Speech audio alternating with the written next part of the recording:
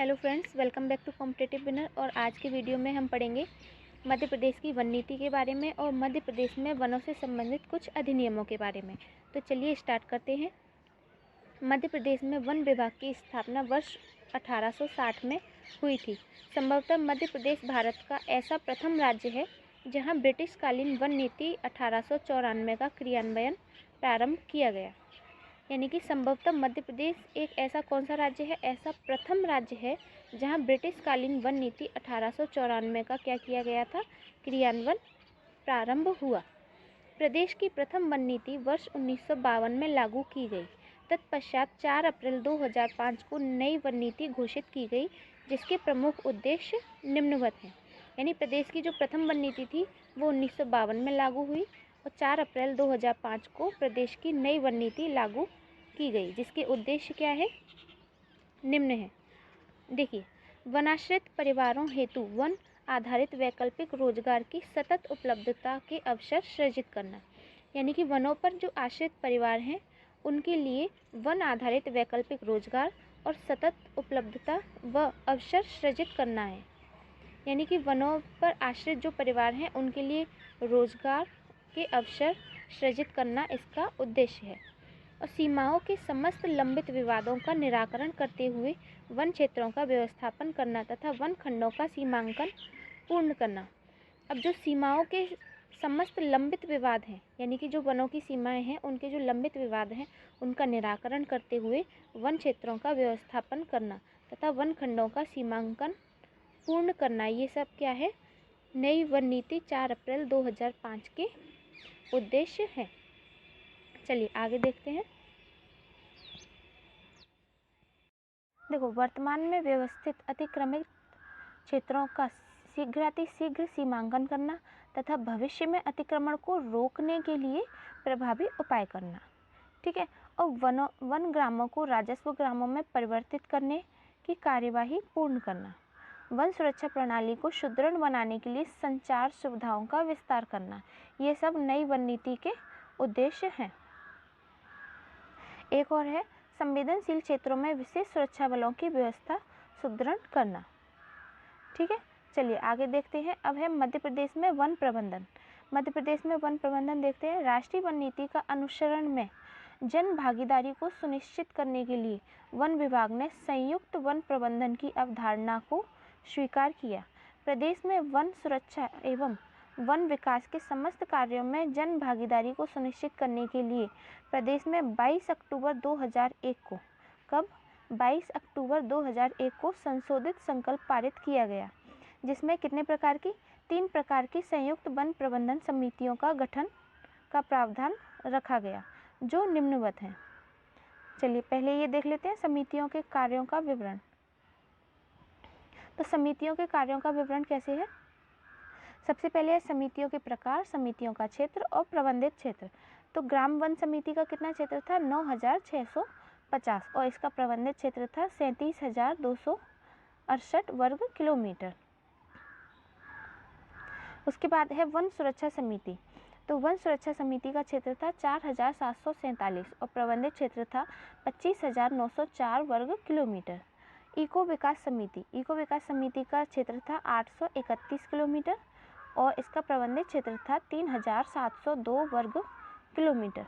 और इन सब का टोटल योग कितना था, 15,228 और 66,874 वर्ग किलोमीटर। अब है वन सुरक्षा समिति। ये जो 3 समितियाँ थी उनके बारे में पढ़ेंगे अब अपन। सबसे पहले है वन सुरक्षा समिति।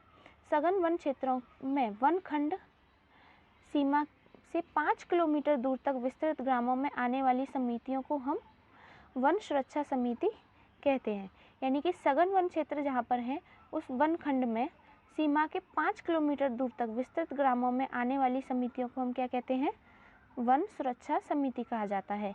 ऐसे वन क्षेत्र जिनसे नियमित वानिकी कार्यों के अंतर्गत वन उत्पाद प्राप्त किए जाते हैं। ये कैसे क्षेत्र होते हैं, जिनसे नियमित वानिकी कार्यों के अंतर्गत क्या प्राप्त किए जाते हैं, वनों से उत्पाद प्राप्त किए जाते हैं, वो सब क्या होते हैं, वन सुरक्षा समिति के अंतर्गत आते हैं। नेक्स्ट है ग्राम वन समिति। तो बिगड़े वन क्षेत्रों में वनखंड सीमा से 5 किलोमीटर दूर तक विस्तृत ग्रामों में आने वाली समितियों को ग्राम वन समिति कहा जाता है। अब ये क्षेत्र कैसे होते हैं? ये ऐसे वन क्षेत्र हैं जो जैविक दबाव के कारण विरल हो गए हैं। ये कैसे वन क्षेत्र हैं जो जैविक दबाव के कारण कैसे हो गए हैं? विरल हो गए हैं, जिनका पुनर्नवीनीकरण किया जाना आवश्यक है। क्या आवश्यक है? पुनर्नवीनीकरण किया जाना आवश्यक है। अब है इको विकास समिति। इको विकास समिति क्या है? राष्ट्रीय उद्यान और अभ्यारण्य क्षेत्रों में स्थित सभी ग्राम, उनकी बाहरी सीमा से 5 किलोमीटर की परिधि में स्थित ऐसे ग्राम जिनका प्रभाव संरक्षित क्षेत्र के प्रबंधन पर पड़ता है। किस पर पड़ता है? संरक्षित क्षेत्र के प्रबंधन पर इनका प्रभाव पड़ता है, तथा बफर क्षेत्र के समस्त ग्रामों में वनों के प्रबंधन तथा जन सहयोग प्राप्त करने हेतु बनाई गई समितियों को इको विकास समिति कहा जाता है।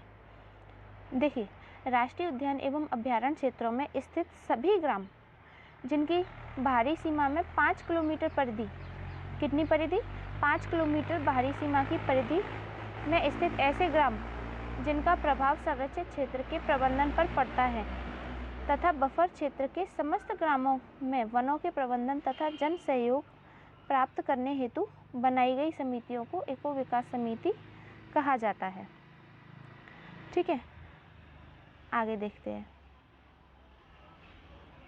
तीनों प्रकार की वन समितियों की कुल संख्या 15,228 है, जिनके द्वारा 66,874 वर्ग किलोमीटर वन क्षेत्र का प्रबंधन किया जा रहा है। कितने क्षेत्र का? 66,874 वर्ग किलोमीटर वन क्षेत्र का प्रबंधन किया जा रहा है। अब है राज्य वन विकास अधिकरण। देखो, मध्य प्रदेश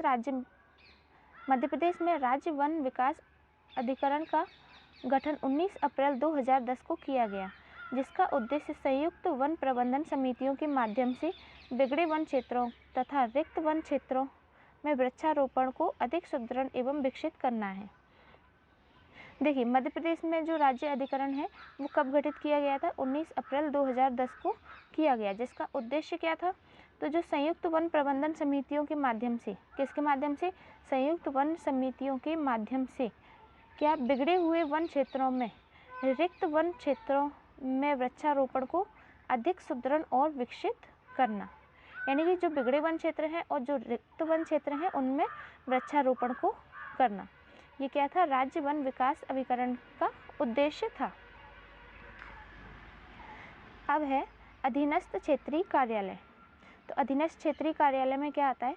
प्रदेश में वन क्षेत्रों का वैज्ञानिक प्रबंधन और वन संसाधनों का संरक्षण एवं संवर्धन क्षेत्रीय स्तर पर गठित प्रशासनिक इकाइयों के माध्यम से किया जाता है। प्रदेश में जो वन क्षेत्रों का वैज्ञानिक प्रबंधन है और वन संसाधनों का संरक्षण एवं संवर्धन है, वो क्षेत्रीय स्तर पर गठित प्रशासनिक इकाइयों के माध्यम से किया जाता है। अब देखिए, क्षेत्रीय वन इकाइयाँ कौन कौन सी हैं?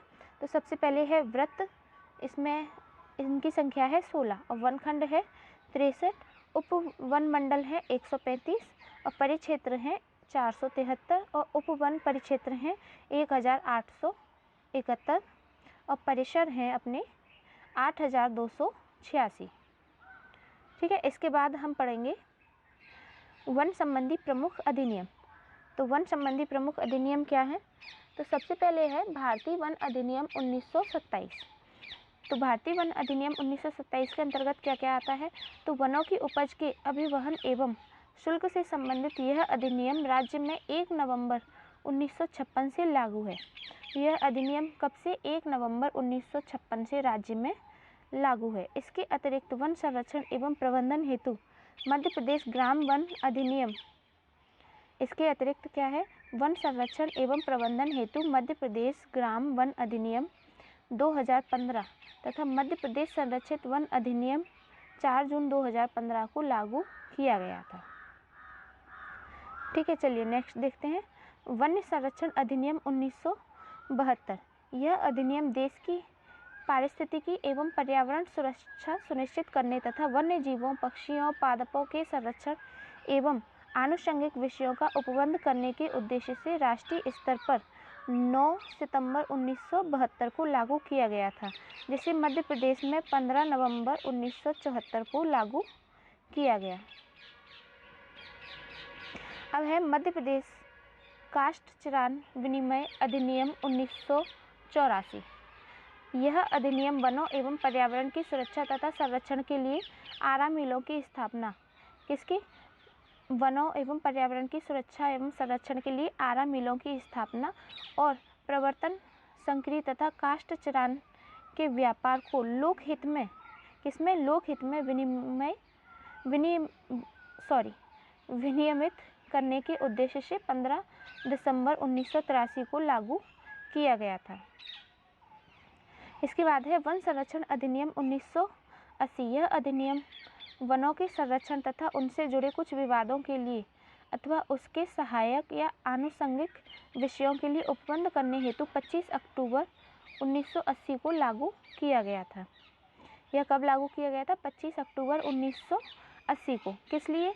यह अधिनियम वनों के संरक्षण तथा उनसे जुड़े विवादों के लिए अथवा उसके सहायक या आनुषंगिक विषयों के उपबंध करने हेतु लागू किया गया था। नेक्स्ट है मध्य प्रदेश वन उपज यानी कि व्यापार विनिमय अधिनियम 1969। यह अधिनियम इमारती लकड़ी को छोड़कर समस्त वन उपज के व्यापार विनिमय के उद्देश्य से 1 नवंबर 1969 को लागू किया गया था। कब किया गया था? 1 नवंबर 1969 को। मध्य प्रदेश में तेंदुपत्ता अधिनियम 1964। यह अधिनियम किस लिए बनाया गया था? तेंदुपत्ता के व्यापार को लोकहित में विनियमित बनाने के लिए और तेंदुपत्ता व्यापार में राज्य का एकाधिकार स्थापित करने के लिए। कब किया गया था? यह अधिनियम 28 नवंबर 1964 को लागू किया गया था। इसके बाद है मध्य प्रदेश वन भूमि शाश्वत पट्टा प्रतिसंहरण अधिनियम 1973। यह अधिनियम मध्य प्रदेश में वन भूमि के समस्त शाश्वत पट्टों तथा प्रतिसंहरण करने तथा उससे संबंधित विषयों के लिए 1 अक्टूबर 1973 को लागू किया गया था। कब लागू किया गया था? 1 अक्टूबर 1973 को। यह अधिनियम मध्य प्रदेश में वन भूमि के समस्त शाश्वत पट्टों के प्रतिसंहरण करने तथा उससे संबंधित विषयों के लिए कब लागू किया गया? 1 अक्टूबर 1973 को। अब है मध्य प्रदेश लोक वानिकी अधिनियम 2001। यह अधिनियम प्रदेश में निजी और राजकीय वृक्ष आच्छादित क्षेत्रों के प्रबंधन तथा आनुषंगिक विषयों को विनियमित करने के उद्देश्य से 12 अप्रैल 2001 को लागू किया गया था। किस उद्देश्य से? कि यह अधिनियम प्रदेश में निजी और राजकीय वृक्ष आच्छादित क्षेत्रों के प्रबंधन तथा आनुषंगिक विषयों को विनियमित करने के उद्देश्य से 12 अप्रैल 2001 को लागू किया गया था।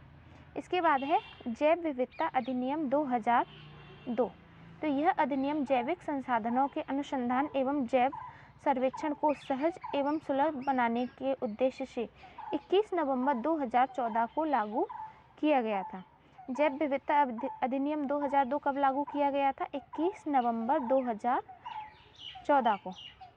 यह अधिनियम जैविक संसाधनों के अनुसंधान एवं जैव सर्वेक्षण को सहज एवं सुलभ बनाने के उद्देश्य से लागू किया गया।